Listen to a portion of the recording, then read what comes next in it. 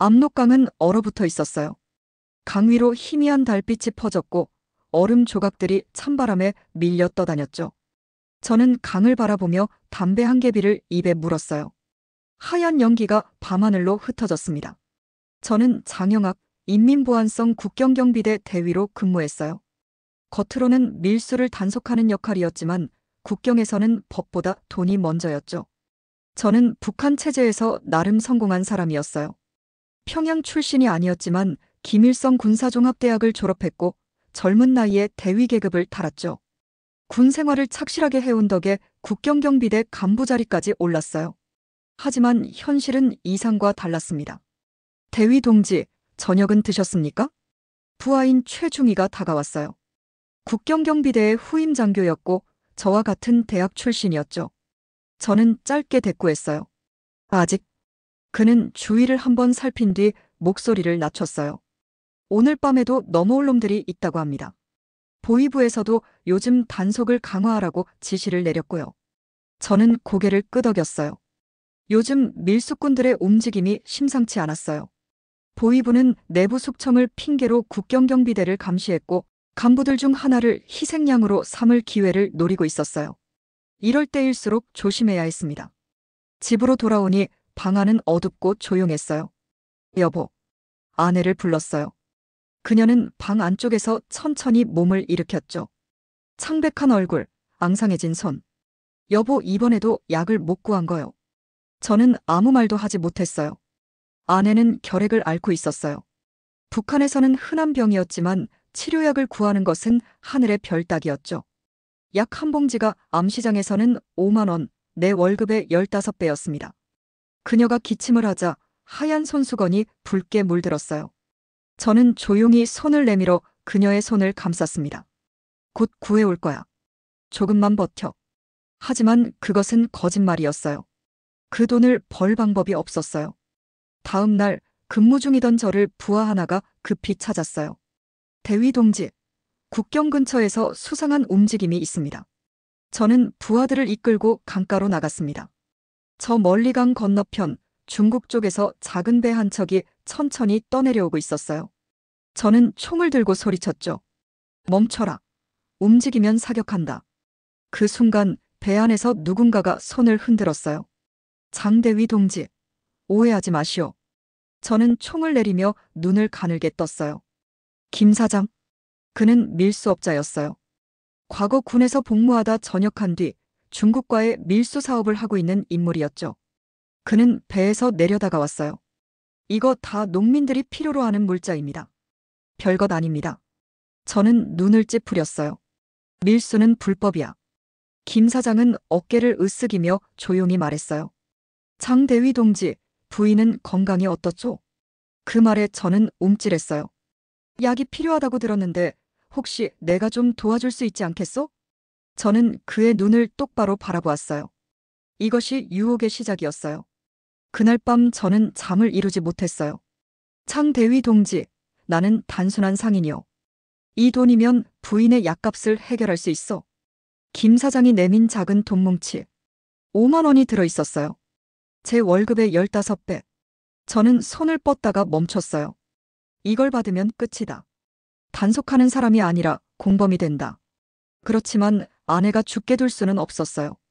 저는 천천히 손을 내밀었어요. 그리고 돈을 집어들었어요. 그 순간 제 안에서 무언가가 무너졌어요. 처음 받은 돈으로 저는 약을 샀어요. 아내는 조금씩 기력을 되찾았고 저는 처음으로 마음의 평화를 얻었어요. 하지만 그것은 시작에 불과했죠.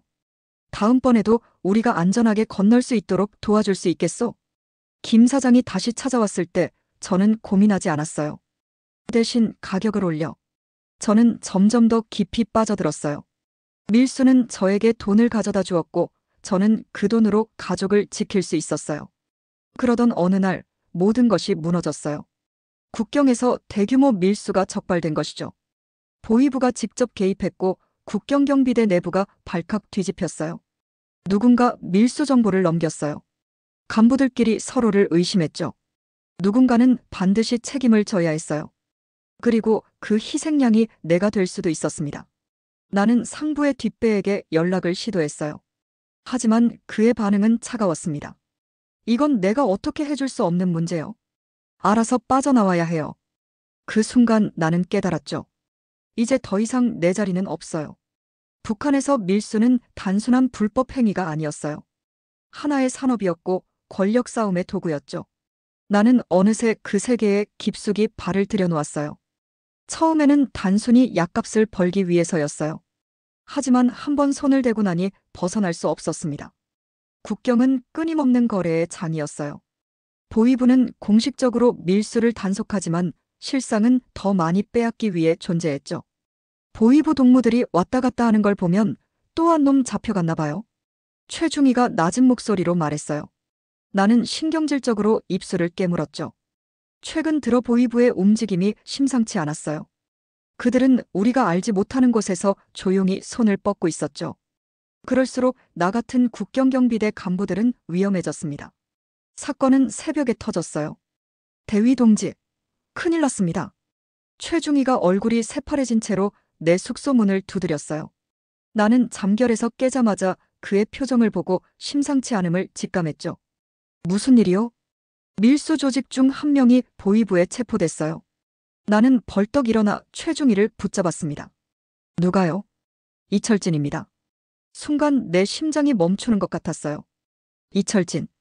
밀수 조직에서 오래 일한 자였어요. 그는 많은 걸 알고 있었죠. 언제 잡혔습니까? 어젯밤이었습니다. 보위부 취조실로 끌려갔다고 합니다. 거기서 살아 돌아온 사람이 없다는 거 아시죠? 나는 식은땀을 흘렸어요. 보위부의 취조 방식은 악명 높았어요. 고문을 통해 단 하루 만에 사람을 무너뜨릴 수도 있었죠.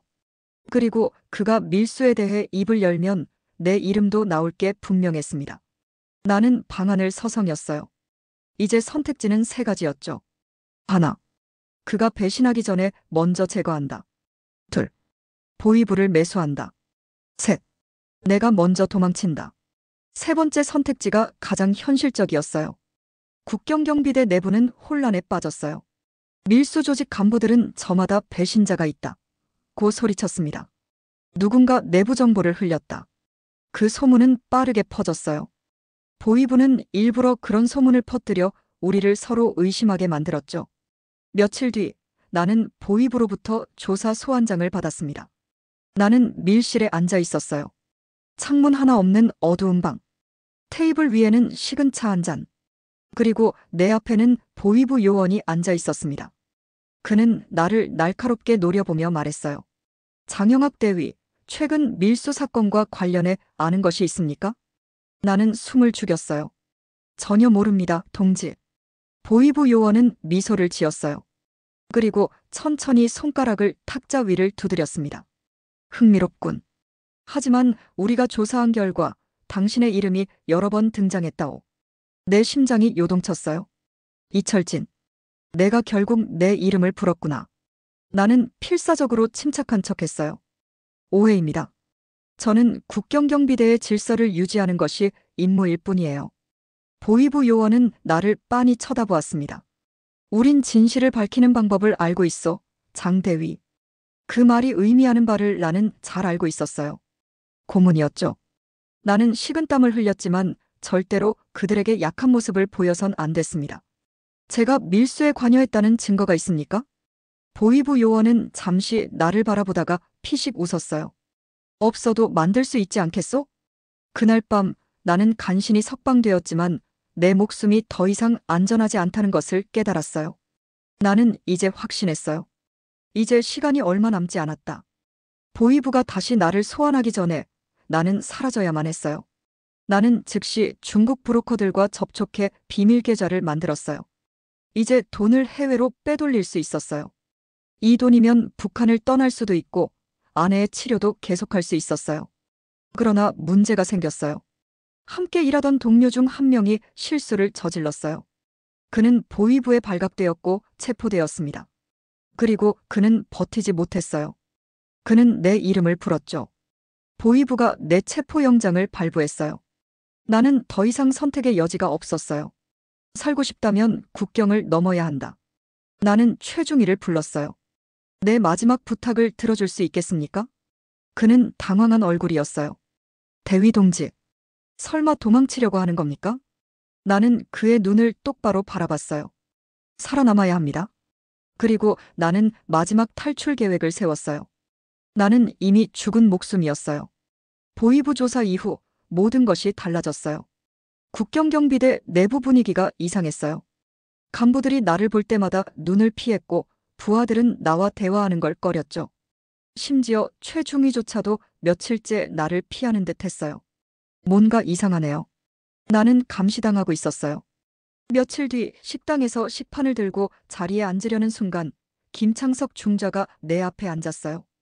그는 내 상관이었으며 보위부와도 긴밀한 관계를 유지하는 인물이었어요. 창대위, 요즘 얼굴이 어두워 보이는군. 나는 젓가락을 멈추고 그를 바라보았다. 무슨 일입니까, 중자 동지?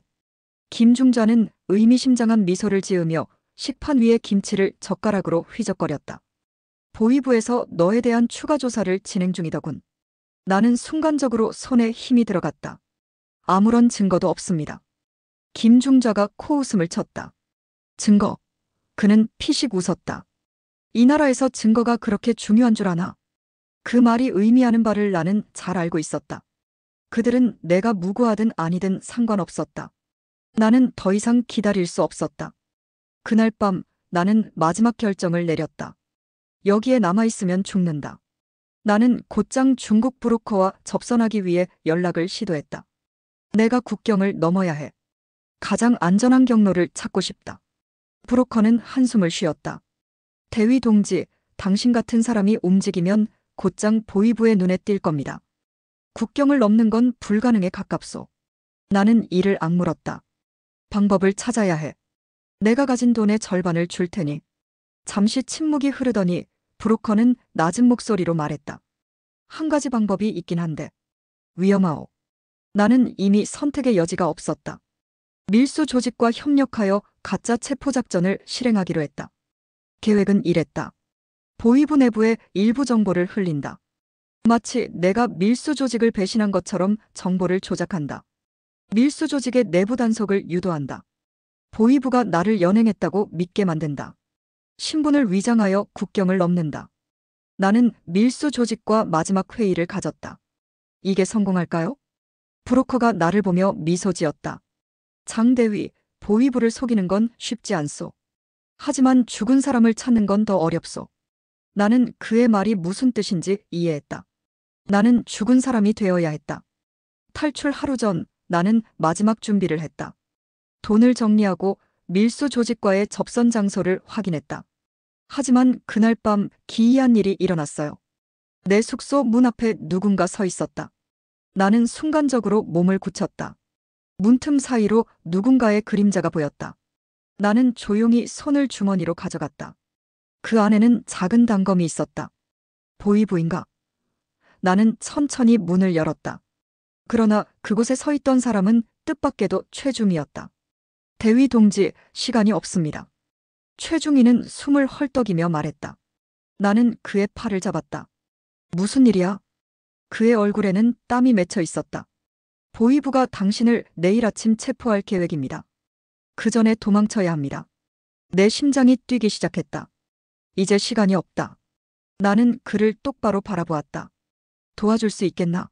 그는 주먹을 꽉 쥐었다가 풀었다. 그리고 단호한 얼굴로 고개를 끄덕였다. 마지막까지 믿겠습니다, 대위 동지. 새벽 3시. 나는 최중희와 함께 경비대 후문을 빠져나왔다. 보위부 요원들은 국경 근처에서 매복하고 있을 가능성이 높았다. 나는 조용히 숨을 죽이며 숲속을 가로질렀다. 밀수 조직의 접선 장소에 도착했을 때 작은 배 한 척이 나를 기다리고 있었다. 브로커가 손짓했다. 서둘러. 날 밟으면 들킨다. 나는 마지막으로 최중희를 바라보았다. 고맙다. 그는 아무 말 없이 고개를 끄덕였다. 배가 강을 따라 미끄러지기 시작했다. 나는 얼어붙은 물 위를 바라보며 조용히 중얼거렸다. 이제 시작이다. 새벽 3시 40분. 나는 어두운 강가에 몸을 웅크리고 앉아 있었다. 곧 배가 온다. 보위부가 내 체포를 명령한 시점에서 내게 남은 선택지는 하나뿐이었다. 국경을 넘어야 한다. 강바람이 뼛속까지 파고들었다. 머리 위로 희미한 달빛이 흐릿하게 떠 있었다. 옆에서 최중희가 낮은 목소리로 말했다. 배는 10분 내로 도착합니다. 하지만 보위부도 이 주변을 감시할 가능성이 큽니다. 나는 단검을 만지작거렸다. 만약 들키면 도망칠 기회조차 없다. 갑자기 어둠 속에서 손전등 불빛이 번쩍였다. 거기 누구야? 순찰대였다. 나는 본능적으로 몸을 낮췄다. 최중희가 조용히 말했다. 우리는 경비대 소속입니다. 이곳을 순찰 중입니다. 신분증을 제시하시오. 순찰대가 다가왔다. 그들은 우리보다 계급이 낮았지만 지금은 계급이 중요한 상황이 아니었다. 나는 가슴이 쿵쾅거리는 걸 억누르며 손을 주머니에 넣었다. 신분증을 내. 나는 최중희에게 조용히 말했다. 그는 신분증을 건넸고 나는 순찰대에게 접근했다. 이곳은 우리 구역이오. 문제가 없소. 그러나 순찰대장은 서류를 확인하며 미심쩍은 표정을 지었다. 보위부에서 지시가 내려왔다. 오늘 밤 모든 국경 출입자를 철저히 검문하라고 했다. 나는 속으로 욕설을 내뱉었다. 보위부가 이미 경고를 내린 상태였다. 나는 손을 단검에서 떼고 천천히 허리춤에 차고 있던 권총을 쥐었다. 싸울 것인가 아니면 속일 것인가.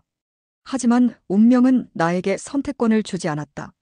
순찰대원 중 하나가 갑자기 외쳤다. 이 녀석 얼굴이 수배 명단에 있는 자랑 비슷한데. 나는 즉시 반응했다. 권총을 꺼내어 허공에 한 발 쏘았다. 탕! 총소리가 밤 공기를 갈랐다. 순찰대원들이 당황한 사이 나는 최중희를 끌어당기며 속삭였다. 뛰어! 우리는 강가를 따라 전력 질주했다. 보위부 순찰대도 즉시 대응했다. 도망간다. 잡아라. 나는 거의 다 도착한 밀수선을 향해 달렸다. 강가에 도착하자 작은 배가 우리를 기다리고 있었다. 브로커가 손짓하며 다급하게 외쳤다. 어서 타. 나는 최중희를 먼저 태우고 뒤따라 올라탔다. 그러나 그 순간 총알이 내 옆을 스쳐갔다. 탕! 탕! 순찰대가 사격을 시작했다. 나는 몸을 숙이며 소리쳤다. 배를 출발시켜. 브로커가 황급히 모터를 작동시켰고 작은 배는 얼어붙은 강물을 가르며 앞으로 나아갔다. 순찰대원 중 한 명이 마지막으로 총을 쏘았고 그 총알이 배 옆을 스쳐갔다. 나는 얼어붙은 손을 입에 불어넣으며 중얼거렸다. 살았다. 하지만 아직 끝이 아니었다. 배에서 내리는 순간 숨을 깊이 들이마셨어요. 이제 나는 북한이 아닌 곳에 있다. 그러나 안도감도 잠시 브로커가 나를 보며 낮은 목소리로 말했죠. 여기서 끝이 아닙니다. 이제 중국 공안과 북한 요원들을 피해 다녀야 합니다. 나는 피곤한 눈을 감았다가 떴어요. 새로운 전쟁이 시작된다. 중국 연길의 은신처에서 나는 담배를 물고 천장을 바라봤어요. 이제 아내를 데려와야 한다. 내가 탈출한 후 북한 내부는 혼란에 빠졌어요. 국경경비대 숙청이 시작됐고 밀수 조직도 대대적으로 단속을 받고 있었어요. 그리고 가장 큰 문제는 내 아내도 감시 대상에 올랐습니다. 나는 이를 악물었어요. 시간이 없어. 밀수 브로커가 낮은 목소리로 말했어요. 국경을 넘으려면 방법이 두 가지야. 하나는 평범한 난민처럼 강을 건너는 거고 다른 하나는 밀수 루트를 이용하는 거지. 나는 단호하게 대답했어요. 강을 건너는 건 너무 위험해요. 밀수 루트를 이용하죠. 북한에서 중국으로 넘어가는 루트는 몇 가지가 있었어요. 그 중에서도 가장 안전한 방법은 밀수업자들의 화물 트럭을 이용하는 것이었어요. 그들은 여전히 보위부의 눈을 피해 국경을 넘고 있었죠. 나는 밀수업자들과 접촉해 협상을 시도했어요. 밀수품 사이에 사람 한 명을 숨겨서 넘겨줘야 해요. 밀수업자는 미심쩍은 눈빛으로 나를 쳐다봤어요. 걸리면 다 죽어요. 나는 가방을 열었어요. 그 안에는 현금 다발이 가득 들어 있었어요. 위험에 대한 보상은 충분할 거예요. 그는 가방을 보고 나를 다시 쳐다봤어요. 그리고 조용히 말했어요. 좋아. 하지만 단 한 번뿐이야. 이틀 후 밀수업자로부터 연락이 왔어요. 내 아내 무사히 국경을 넘었어. 나는 그 말을 듣는 순간 그동안 억누르고 있던 긴장이 풀렸어요. 연길 외곽의 허름한 창고. 나는 그곳에서 아내를 기다렸어요. 그녀가 문을 열고 들어오는 순간 말없이 끌어안았죠. 그녀는 떨리는 목소리로 속삭였어요. 이제 어떻게 해야 해요? 나는 조용히 말했어요. 여기서 오래 머물 순 없어요. 동남아로 가야 해요. 중국에서는 오래 머무를 수 없었어요. 공안이 북한 탈북자 색출 작전을 벌이고 있었고 우리는 계속 이동해야 했어요. 밀수 브로커가 새로운 여권을 준비해 주었어요. 위조된 라오스인 신분증이었죠. 이걸로 미얀마까지 갈 수 있어요. 하지만 거기서부터는 너희가 직접 움직여야 해요. 우리는 중국 마이너스 미얀마 국경을 넘었어요. 트럭 짐칸에 숨어 먼지를 뒤집어 쓴 채 하루 이상 이동했어요. 국경 검문소에서 트럭이 멈췄을 때 나는 심장이 터질 것 같았어요. 여권을 확인하겠습니다. 직원이 여권을 한참 바라보더니 결국 도장을 찍었어요. 통과. 나는 안도의 한숨을 내쉬었어요. 이제 태국으로 가야 해요. 곧 끝나요. 조금만 참자. 우리는 유엔 난민기구를 통해 신분을 등록하고 한국행 비행기를 기다렸어요. 대한민국 인천행 비행기 탑승 시작합니다. 나는 아내와 함께 공항 출국 게이트 앞에 섰어요. 손에 땀이 배었죠. 직원이 여권을 확인했어요. 그가 무언가를 검토하는 듯 보였어요. 제발 제발. 한참을 기다리던 직원이 도장을 찍고 말했어요. 통과하셔도 됩니다. 나는 긴장이 풀리며 한숨을 내쉬었어요. 아내의 손을 꼭 잡고 비행기에 올랐습니다. 비행기가 활주로를 달리기 시작했어요. 창문 너머로 방콕 공항이 멀어져 갔어요. 아내는 내 손을 꼭 잡고 속삭였어요. 우리가 정말 살아남은 거예요? 나는 숨을 깊이 들이마셨어요. 그리고 처음으로 긴장을 풀었어요. 비행기가 이륙했어요. 이제 북한도 밀수도 보위부도 우리를 쫓아올 수 없었어요. 나는 창밖을 바라보며 조용히 중얼거렸어요. 이제 시작이에요. 창밖으로 한국 땅이 보이기 시작했어요. 몇 개월 만에 우리는 마침내 새로운 땅을 밟았어요. 승무원이 다가와 조용히 말했어요. 이제 내리셔도 됩니다. 나는 아내의 손을 잡고 자리에서 일어났어요. 그녀는 아직도 실감이 나지 않는 듯한 표정이었어요. 우리가 정말 살아남은 걸까요? 입국 게이트를 통과하자 검은 양복을 입은 사람들이 우리를 기다리고 있었어요. 대한민국 정부입니다. 저희와 함께 가시죠. 우리는 국정원의 보호 아래 신변 조사를 받기 위해 이동했어요. 우리는 서울 어딘가의 안전가옥으로 옮겨졌어요. 국정원 요원들이 준비한 방은 깨끗하고 따뜻했죠. 하지만 조사실로 불려갔을 때 긴장을 풀 수 없었어요. 요원은 서류를 들여다보며 조용히 물었어요. 장영학 씨, 북한에서 어떤 일을 하셨습니까? 나는 깊이 숨을 들이마셨어요. 그리고 솔직하게 대답했죠. 북한 인민보안성 국경경비대 대위였습니다. 밀수를 단속하는 임무를 맡았지만 실제로는 밀수 조직과 연관되어 있었습니다. 요원은 눈빛을 빛내며 질문을 이어갔어요. 그럼 북한 내부 사정에 대해서도 잘 알고 계시겠군요. 나는 고개를 끄덕였어요. 그리고 북한 내부 숙청, 보위부의 움직임, 밀수 조직의 구조까지 내가 아는 모든 것을 털어놓았죠. 저는 이제 북한으로 돌아갈 수 없습니다. 하지만 이곳에서 새롭게 살고 싶어요. 국정원 요원은 조용히 내 말을 들었어요. 한참 후 서류를 덮으며 말했죠.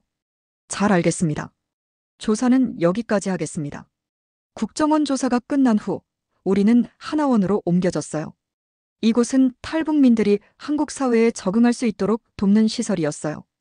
처음으로 자유롭게 걷는 기분을 느꼈어요. 아내도 조용히 웃으며 말했죠. 이제 진짜 살아있는 것 같아. 하나원에서 우리는 기본적인 한국 생활 교육을 받았어요. 은행 계좌 만드는 법, 스마트폰 사용법, 지하철과 버스 타는 법, 회사 면접 준비 컴퓨터 사용법. 나는 매일 한국 뉴스와 인터넷을 보며 이곳의 문화에 익숙해지려고 노력했어요. 그리고 무엇보다 중요한 건 아내의 건강을 되찾는 것이었죠. 아내는 북한에서 결핵을 앓고 있었지만 약을 제대로 구하지 못해 점점 쇠약해지고 있었어요. 하지만 한국에서는 달랐어요. 의사가 그녀의 검진 결과를 보며 말했죠. 결핵이 많이 진행된 상태지만 치료하면 충분히 나을 수 있습니다. 나는 안도의 한숨을 쉬었어요. 몇 달 동안 치료를 받으면서 아내의 얼굴에 생기가 돌기 시작했죠. 그녀는 한 번씩 내 손을 꼭 잡으며 말했어요. 이제는 정말 살 수 있을 것 같아. 나는 눈을 감고 속삭였어요. 우린 살아남았어. 우리가 한국에서 정착하는 동안 최중희와도 다시 연락이 닿았어요. 그는 나와 함께 탈출했던 동료였고, 이제는 새로운 삶을 살고 있었어요. 형님, 저 요즘 회사 다녀요. IT 회사에서 일 배우고 있어요. 최중희는 하나원 교육을 마친 후 한국의 한 기업에 취직했어요. 그는 열심히 일했고 빠르게 적응해 나갔죠. 어느 날 그는 나를 불러 사귀는 여자친구를 소개해 주었어요. 그녀는 밝고 명랑한 성격의 한국 여성이었어요. 최중희는 쑥스러운 듯 말했죠. 형님, 저 결혼할지도 몰라요. 나는 웃으며 그의 어깨를 두드렸어요. 정말 잘 됐다.